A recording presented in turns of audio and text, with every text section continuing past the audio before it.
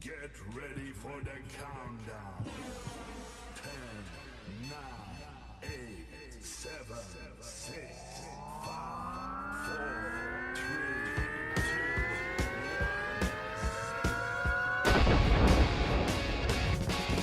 1. All right, it's time for the VooDoo Chef Podcast, where we will discuss all things voodoo from the VooDoo Studios located right here in beautiful Tampa, Florida.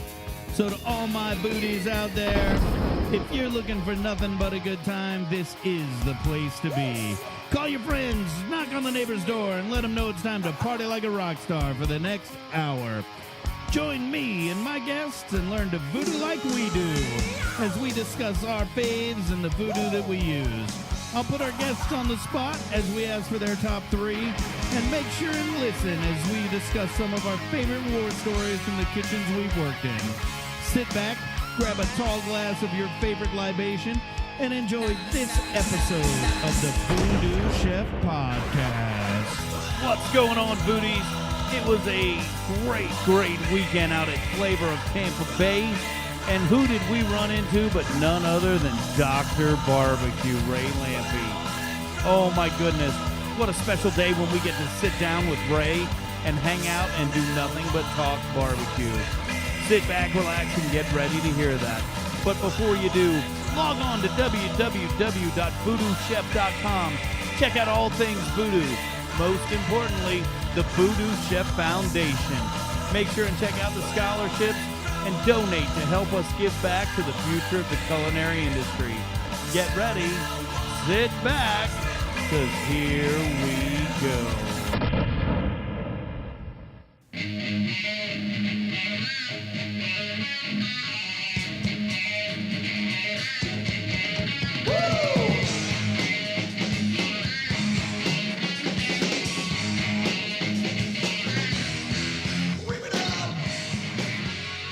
Podcast is over, make sure you switch over and check out my man Johnny B. Johnny B was voted the #1 comedian in Tampa Bay 2 years running. You can hear Johnny B Monday through Friday from 10 p.m. to midnight on 102.5 The Bone. And don't worry, you don't have to live in the Tampa Bay area to check out Johnny B. Just log on to www.theboneonline.com. You can not only listen live, but you can watch live through Bone TV. Don't forget Johnny B's podcast, Johnny B Uncensored. Usually a weekly recap of his terrestrial radio show, only with a lot more bad words. Make sure and check out Johnny B, my main man, the funniest man I know. Johnny B, you're a rock star, brother.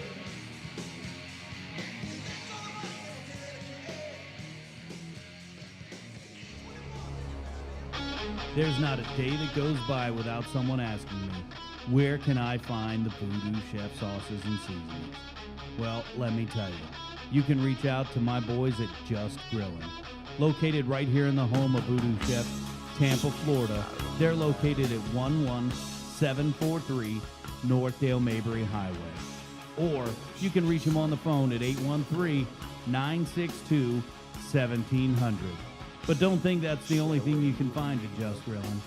They have everything for your outdoor needs. Whether you're looking for a barbecue, your favorite green egg supplies, or they'll build you a whole outdoor kitchen. That's just how my boys at Just Grillin' roll. Make sure you reach out to Doug Driscoll and Just Grillin' for all your outdoor needs. You can also find them online at www.justgrillinflorida. Thank you for downloading the magic. Please don't forget about all the VooDoo Chef brand products. You can find VooDoo Chef sauces and seasonings at www.voodoochef.com, or check us out at any of our retail locations and public stores throughout Florida. Don't forget about the VooDoo Chef Foundation, supporting culinary scholarship and feeding those less fortunate. And how can we forget the VooDoo crew? Partying like rock stars like only we do. Make sure you check out all things voodoo at voodoochef.com.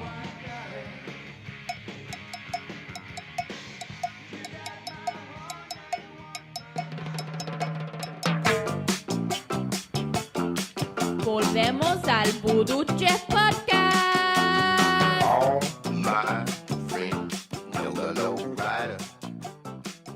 Holy cow.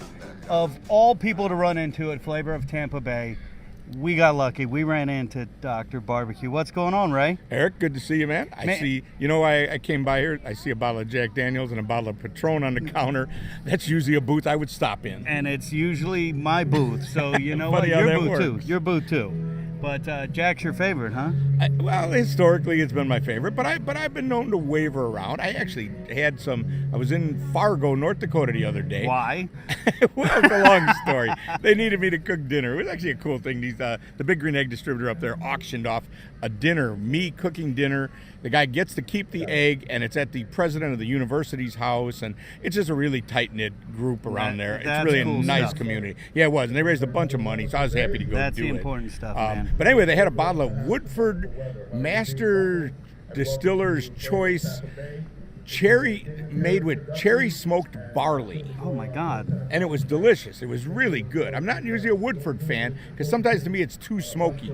But somehow they smoked the barley, then made the mash, and it gave it a good smoky flavor that wasn't overpowering.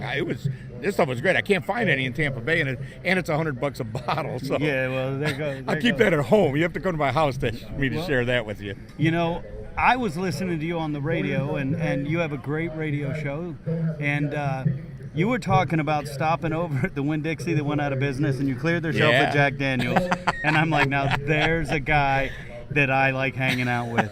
Well, yeah, thanks for plugging the show. I appreciate it. So- Me and Ian Beckles, and that's actually why I'm here today, because I got something else to do later. So when is the show, and when can people find it? 1 till 3 on Saturday afternoon on The Bone, which is, what a cool thing to be on that station. It's such a big deal. It's my first radio show ever, and I kind of went right to the top on Yeah, this you deal. guys are killing it. And with Ian, too. Yeah, well, it's fun to hear chefs listening. I talk to a lot of chefs that are listening, and that makes me feel really good. It's interesting. It's content filled. I think that's what it is, and it's filled with content from people who know what they're talking about. It's Right. not just fluff. Yeah, well, that's what one of the guys at the station said to me the other day. He said, Ian's a good radio guy, and Ian certainly knows a lot about food Right. and knows everybody in town. But I can kind of steer them back on track if they're getting off of something that's culinarily wrong. And I still have nightmares about you. You know that, right? Why's that?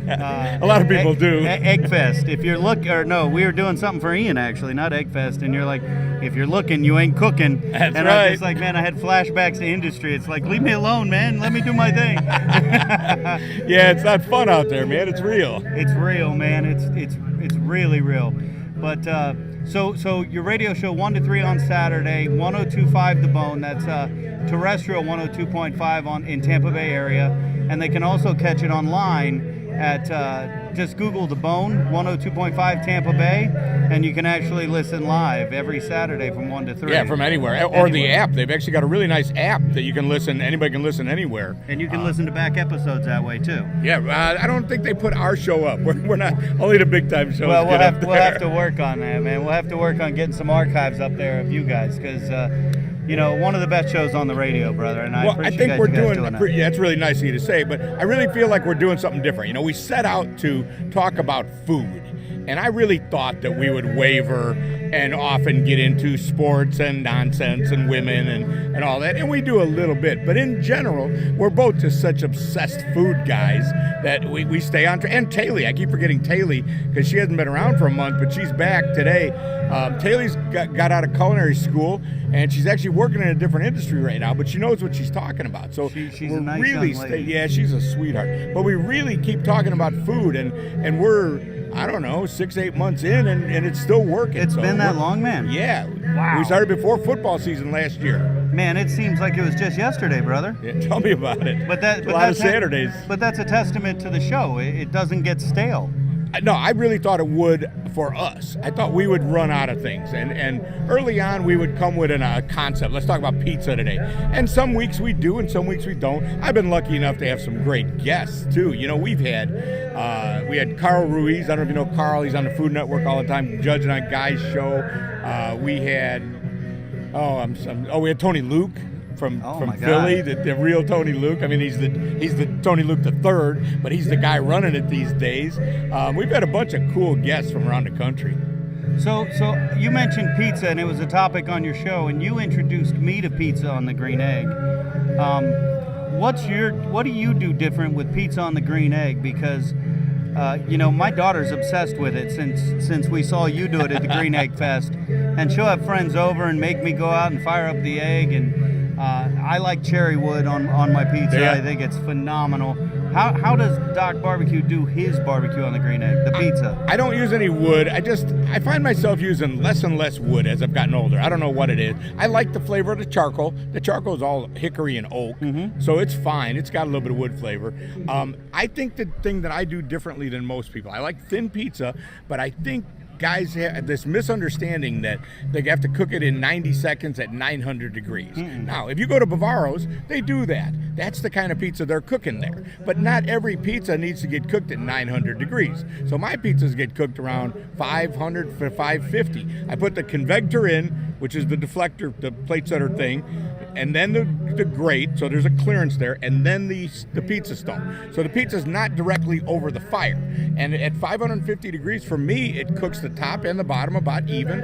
I think guys just, we're guys, so if you can cook at 900 degrees, you better try that. Better do it. But it doesn't always work for everything. And that's why we do it, because we can. Exactly. Well, same thing with smoke that I brought up. A lot of guys, if a little bit of smoke is good, a lot must be better.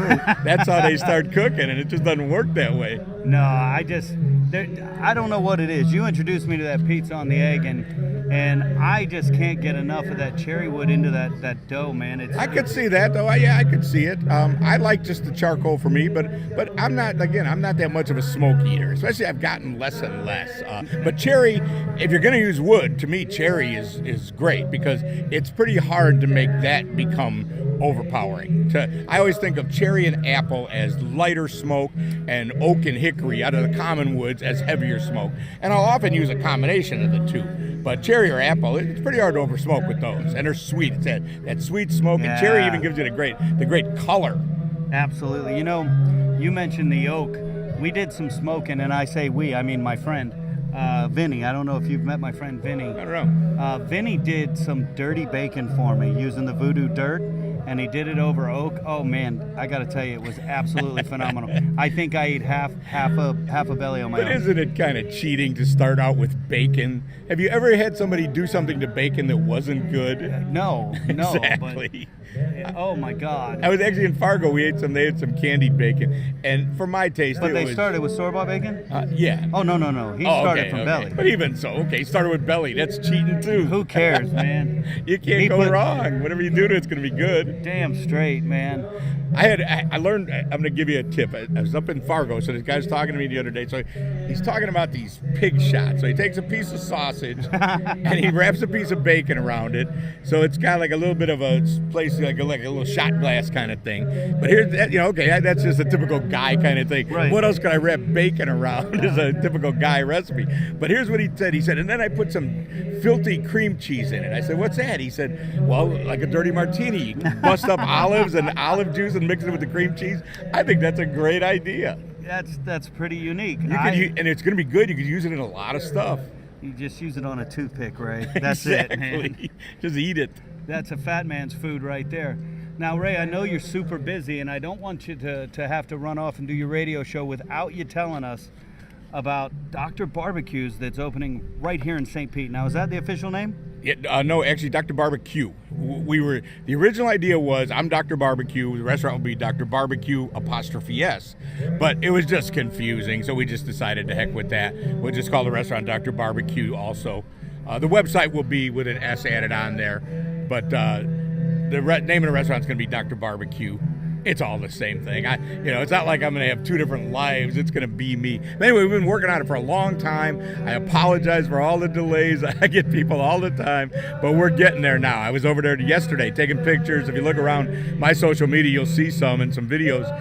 It's getting built out now. And watch from where it is now, it's going to come together fast because all the internal stuff is there, the framing's there. It's going to happen fast now. So you mentioned social media. Where can listeners find Dr. Barbecue if they have not already on social media? Yeah, well, on Instagram, I had to be real Dr. Barbecue because somebody has Dr. Barbecue, but just DRBBQ. On Facebook, I have Ray Lampe. There's also a DRBBQ site. There's a DRBBQS. That's the restaurant site. If you just Google around for Dr. Barbecue, you'll find me everywhere. And Twitter is just DRBBQ. So what's the start date? What's the open date? I heard you say you're going to get the occupancy here come June. Well, that's what we're hearing right now. And after seeing it yesterday, I'm pretty confident that we're finally getting to a point where we're getting, a real projection.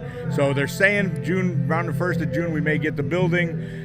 We figure another month. So right now, realistically, 1st of July. With no other problems, 1st of July, we could actually open the door. And it's not unusual, but when you hear it from the other side, from a fanboy standpoint, if you will, because I am a fan of yours, Ray. Appreciate that. And when you hear that you already have your pit masters on staff and the doors aren't open, is that truth or a lie? Oh, it's absolutely true. I was on TV with him yesterday. We went and did the morning blend on ABC. Leaf Jasper's his name. Lee was working for Kreitz Market, legendary place in Lockhart, and they have an outpost in Bryan, Texas. And Roger and Suzanne were going down there on a regular basis. Their son's in college at College Station, and they met Lee and his wife, and they're running this little barbecue restaurant. And just a nice young Texas guy, knows how to cook barbecue, trained with Roy Perez. You know who Roy is? If you go to Kreitz Market, you see Roy. He's got the big Elvis sideburns. He's a Spanish-looking dude. Looks like he's going to kill you. But he's been there for 30 years cooking the barbecue at this 100-year-old restaurant. And Lee was trained with him and just was looking for something different to do. So him and his wife came to work with us. But they've been with us for like a year. I was joking on TV that poor Lee loves to cook barbecue. This guy wants to cook barbecue every minute of his life. And he's been cooking burgers and potato chips and stuff at Dad's during the interim. They cook a little bit of barbecue there, but not enough to keep him happy. So yeah, poor Lee's had a rough go. But yeah, he's there ready to go, man. It's his penance, right? Yeah, it is. I throw him a bone now and then. I bought him a nice cleaver that he didn't have. And so I try to keep his morale up as best I can. Throw him a bone every now and again. But as soon as we got that giant oiler pit that cook 1,000 pounds of barbecue, as soon as we can fire that up, Lee's going to be happy. Dude, I heard, we have a mutual friend in Greg Watkins. Yeah, sure. And Greg was telling me, all the plans you've been sharing with him, and you and I run into each other at events like this. I don't see you that often, but dude, I am like truly stoked for your restaurant opening. It's huge. It's a big restaurant, and it was a gutted building, so everything in there is going to be brand new, man. Wait till you see it. So, the easy answer is barbecue, but what can we expect to see? What can we expect to see at Doc Barbecue's barbecue restaurant? Well, at least you asked the right question. A lot of people ask what style of barbecue. Well, truthfully, I've been doing this literally since 1982. I've been involved in barbecue. Wow. So I precede all this nonsense of this region, that region stuff. We didn't have the internet back then, so you couldn't actually have all of this going on. So I've kind of preceded that, and really, I've been lucky enough to spend a lot of time in all those regions, and all the regions that people don't even know about. You know what I mean? It's way easier. It's way more complicated than Memphis, Kansas City, Carolina, and Texas. It's just not that simple at all. So all that experience, but now we're seeing a lot of modern barbecue restaurants that are going to the next level. Billy Durney up in Red Hook, New York, hometown barbecue. We went up by Billy. I think Billy, he's a New York guy. I think he's running the best barbecue restaurant in the country right now. Really? I'm telling you, because Billy is not staying in them boundaries. I helped open Southern Hospitality in Manhattan, which was a Memphis-themed barbecue restaurant. Justin Timberlake was one of the primaries.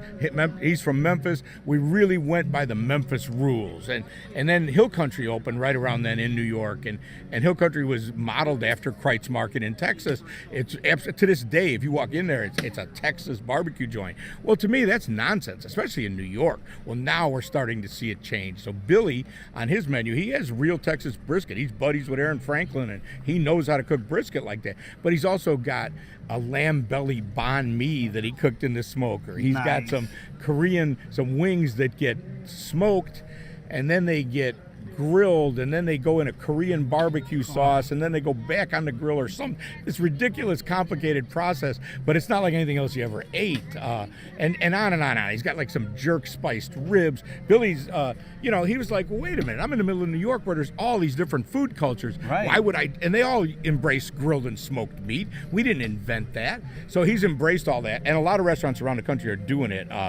Steph Curry, the basketball player's wife, has got a restaurant in San Francisco with Michael Mina, the guy who's got Locale by us there in St. Pete, and they opened a barbecue international. I think it's called International Smoke. So I'm really intrigued by this. So we're gonna embrace some of that for sure. I'm not exactly sure what we're gonna do, and try not to steal everybody else's ideas, but to me that's really intriguing, and it goes to the next level with barbecue. Ray, you said, you named the big four out there when, the barbecue regions that we talk about today.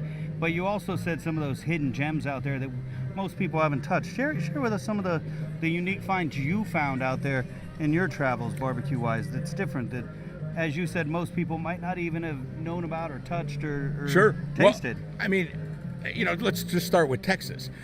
You know how big Texas is? It's really big. You really think that everybody in Texas is cooking their barbecue the same way? No, of course not. That's ridiculous. When you get down by the border, it's very Mexican. Of course it is. There's a bunch of Mexicans. It's a border. You get out to West Texas, it's now the green chilies come into play. You go to Albuquerque, and there's a bunch of Texans cooking barbecue. Well, you don't think it goes back and forth? So you got that New Mexico thing that's not really like the down by the border thing. You get up to Dallas. Dallas is hipster barbecue right now. Austin, all those famous places in Austin everybody wants to talk about I wrote a book in like 2004 called Barbecue Road Trip, and I went to Austin, and there was hardly anything there. Aaron Franklin's restaurant is like 8 or 9 years old. Now, if you go down the road to Lockhart, the restaurants are 100 years old. So they're not the same. I mean, they're emulating it, and they're really doing a good job. So, I mean, there's all just so much out there that's different. Oklahoma. Nobody ever talks about Oklahoma. You know what's big in Oklahoma? What's that? Bologna. Smoked bologna. Oh, big smoked deal. bologna. And who doesn't like that?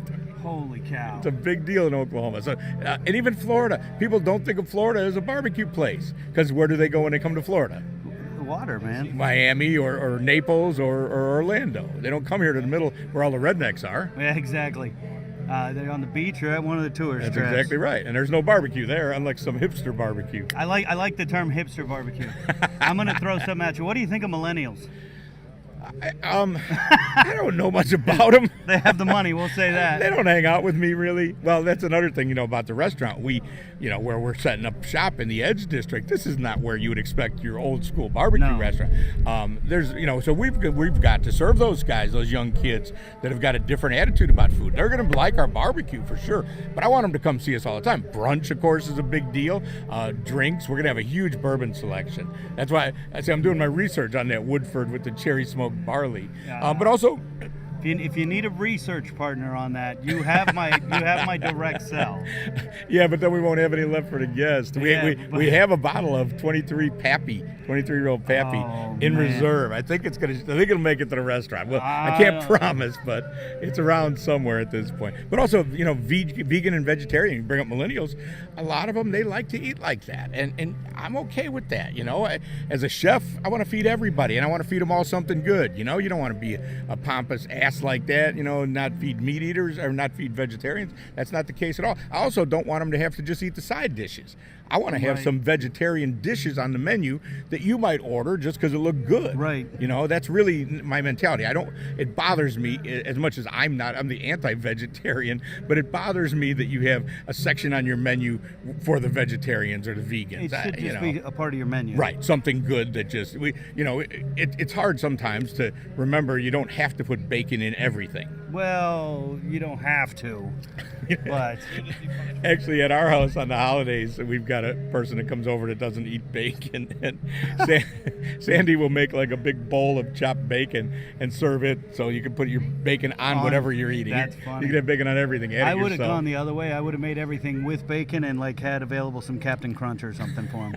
But see, I'm not being like that, Eric. I'm trying to be nice to them people. I hang out with Johnny B quite a bit, and on his radio show, Anna Hummel is vegetarian. And I joke with her all the time about she needs to find a different way of life. But in our industry, that's not reality. That's just jokes on TV. It's just slapstick, if you will. The Right. reality is we have to have something for every customer if we want customers. Well, the thing you and I really like to do is feed people. That's it. And I want to feed them all. I don't want you to have to eat something you don't like or not be able to come to my restaurant. I also, let's be honest, if you and me and Anna and Johnny are going out for dinner, well, she's not going to want to go somewhere that doesn't have a reasonable vegetarian fare, and Right. that's fair. So, just because one person doesn't eat a big plate of barbecue, I don't want you not coming to our restaurant. You're exactly right. And you know what? That's something we coined the term professional. That's being a professional Yeah. in the industry. I learned a lot about that in New York. I worked for, I tell you, Justin Timberlake's restaurant. It's still there too, Southern Hospitality in there. It's actually a good restaurant. It's funny, it never gets any attention in New York, basically because of Justin. It's like the opposite of what you would think. It's How much did he have into the creation of the food, or was it totally outsourced? it was his buddy, and they opened, and they'd hired a New York chef that told him he knew all about barbecue, and turned out he didn't. So they were open about 2 weeks. They had a line out the door, and they couldn't get the food out because the guy didn't know how to cook barbecue, and they had bought the improper equipment. They bought 2 giant electric smokers, which are fine, but you can't open the door. Right. You just got to close it, let the barbecue cook for 10 hours. If you open the door, it'll never recover. They didn't know. First day I walked in, a guy had the door open, and he was basting something, and they couldn't figure out why their food wasn't getting cooked. So it was kind of an easy fix. But anyway, Justin was involved because it was built in his His image. memory of hometown. Yeah, exactly. I mean, that was the whole thing. It starts with him and the guy who runs it to this day, partying in Memphis and saying, man, it would be nice if we had a place like this in Manhattan. And so that was the start of it. But anyway, I learned a lot there in New York. You got a lot of different people on a lot of different diets, and this was 10 years ago.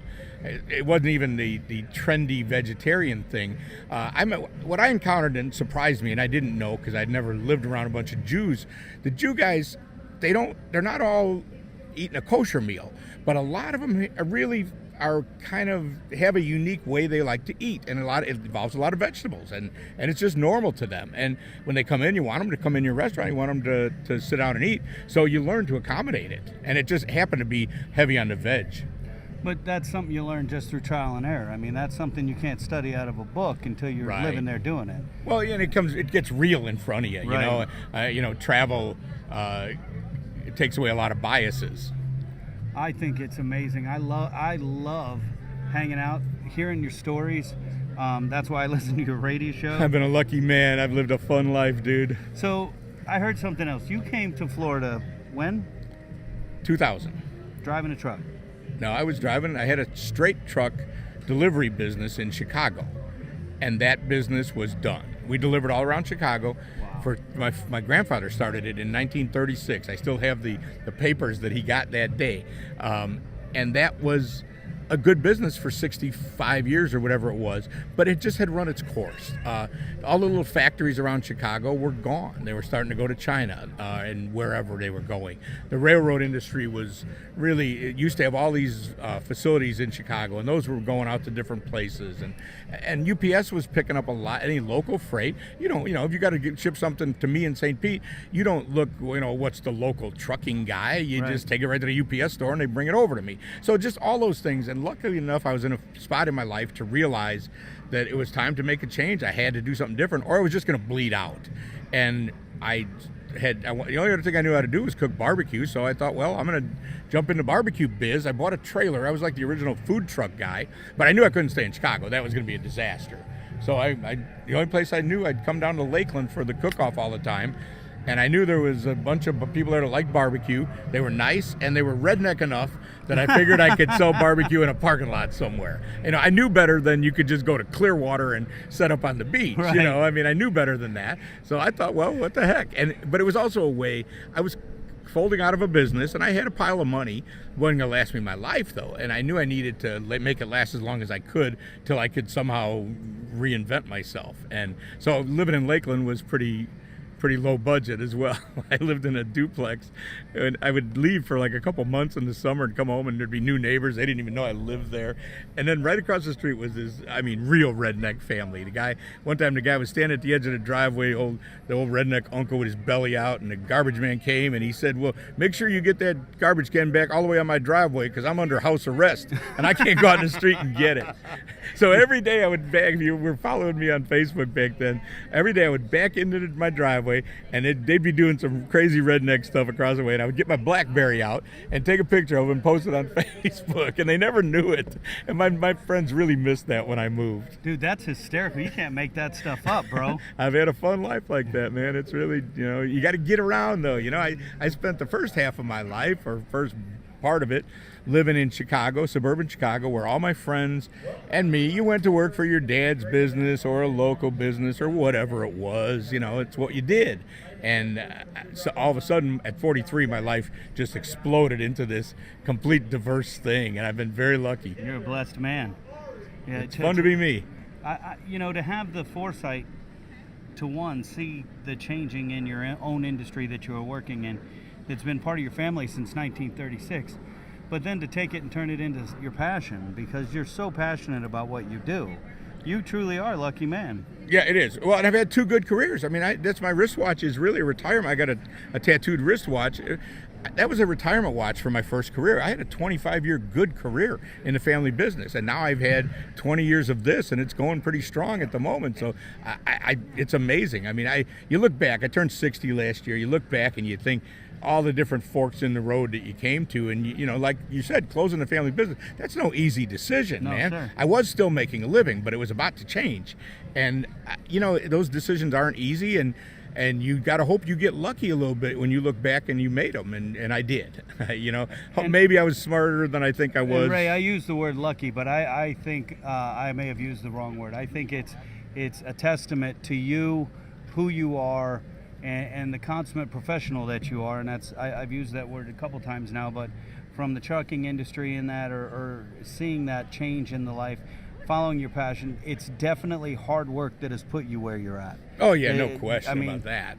I use the word luckily and properly. I don't want to. Well, no, you got to get lucky too. You got to have all that. All those things have to go the right way. Opportunity meets hard work, right? Yeah, that's right. It's true. But I told people I was working with a marketing company out of Nashville on doing a project, and I've been lucky enough to do so many fun things in my life. And they said, we really appreciate your work ethic and the way you carry yourself. And I said, well, if I was you, I'd hire more people from Chicago. And I really believe that Midwest mentality. I really believe that's just who I am, And matter of fact, I was thinking about that on the way here about Ian. If you were here right now watching, you'd see Ian doing every job himself. He'll just do it himself. He doesn't care. He's all over, and he has the foresight to do that. And it's that offensive guard mentality. He's got his head on a swivel, looking for everything, Yep. But you're right. It is a work ethic and a mentality that you have to possess. And you got to get lucky too. You really do. I think that I always tell people that I know, and I think you'll agree with me on this. How many people do you know that could cook really good food? Really good? Yeah. There's a lot of people out there that can really cook. I say thousands. There's a lot of people out there that can really cook. But they can't figure out necessarily how to put it together. Some belong on the line. Some can maybe work in a small restaurant. Some can run a hotel program, Others just are like me and you, and you got to find something different to do. It's just your thing. But I really think it's the business sense and that entrepreneurial gene is what sets me apart. I know I could cook pretty good, but I know lots of guys that can cook really good. Could they somehow figure out how to turn it into a business? And turn it into a business is one thing.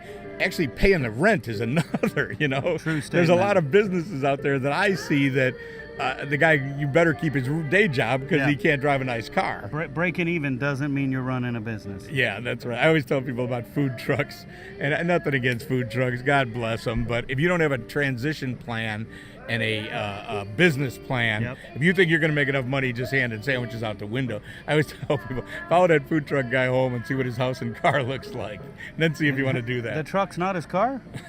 I'm sure it is. I think that's why a lot of them have gone to a no trailer. offense to food trucks, No, man. A lot I of my wish buddies them own food luck, trucks. yeah. But you're right about the transition plan. It's got to be a starting point, not an ending point. Yeah, it's not magic. Just because you're in a truck, you automatically make money. And I think a lot of people, they have stars in their eyes. You know, it's just like any other business. I talk to how many people that want to go in the barbecue business, and I try to explain to them. The bottom line is it's a business. I don't care what, it's not magic because it's barbecue. It's your passion. Oh, you really love barbecue, so you need to do this, blah, blah, blah. None of that makes a difference. It's a business. And if you make good business decisions, you'll be okay. If you think it's just going to magically work because your barbecue rub tastes so good, that's not how it's going to happen. No, there's so many other moving parts that go into it.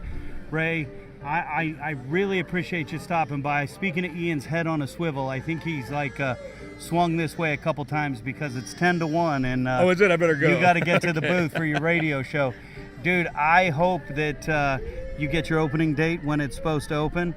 I can't wait to come over there and sit down and try your barbecue, brother. And I look forward to being fun. there. Don't come the first day. Give us a couple days. I'm going to give you a month or two. Hey, thank you. See, that's what the smart people will do. It's going to be fun. You got to work out the kinks, man. Oh, my God. It's a big restaurant, too, man. It's going to be wild. Well, if you show up the first day, I may put you to work. Hey, if you need the hands, call me, man. You never know. I have an entire culinary program over there at the college. We can bring them all out, man. Do it on a field that. trip. We may just need you. We'll see Even how it goes. Even if it's just moving boxes and putting shelvings together. That's part of what we do and part of what they need to learn, man. I appreciate that. I will offer you up. I appreciate it, my friend. All right, great to see you, man. Hey, man, I appreciate you, Ray. Look forward to seeing you at Doc Barbecues. Cool. Thanks, brother. And there you have it, guys. Another episode of the VooDoo Chef Podcast. Thank you for downloading the magic. We can't let you leave just yet, though. We got to give a big shout out to all of the VooDoo sponsors. VooDoo Crew sponsors, first and foremost, thank you, Chef Shane Shively and First Watch. You make the VooDoo Crew happen. A big shout out to Doug Driscoll and the entire Driscoll family. Just Grillin' was the first place in Tampa Bay you could find VooDoo Chef sauces and seasonings. Sergio and Christina Chankane over at Ybor Sushi House. Make sure and check them out. It is the best sushi in Tampa Bay. And for all your Tampa cuisines, whether it's scachata, a quick pastry, or a pressed Cuban sandwich, make sure and check out Alessi Bakery. Our Hope sponsors. We could not live our mission of feeding those in need without the Our Hope sponsors. Chef Tim Keelick and the entire crew over at East Lake Woodlands Country Club, a great big thank you. OJT Education and Training. Keep rocking out those students in Tampa Bay. Brent Brown and Outback Steakhouse. Of course, no rules, but still amazingly just right. Thanks, Brent Brown. And Kaiser University Center for the Culinary Arts. When you stop in out there, you make sure and tell the Dean of Culinary, Chef Michael Mensch, that the VooDoo sent you. We got to give a big thanks to all of the VooDoo officials. The VooDoo official DJ Franchise. The official photographer of the VooDoo Chef and the VooDoo Crew, Pitt Productions. And we cannot go without thanking the official band of the VooDoo Crew, Ragged Old Souls. Thanks for helping us party like rock stars down that parade route like only you do. More importantly, thanks for letting the VooDoo Chef hang out and party with you, my guys. Keep rocking Tampa Bay. We got to give a big thanks to Split Image, Jason Moore, and The Lovesick for the music that you hear throughout the entire VooDoo Chef Podcast. Once again, thanks for listening to the VooDoo Chef Podcast. Keep downloading that magic.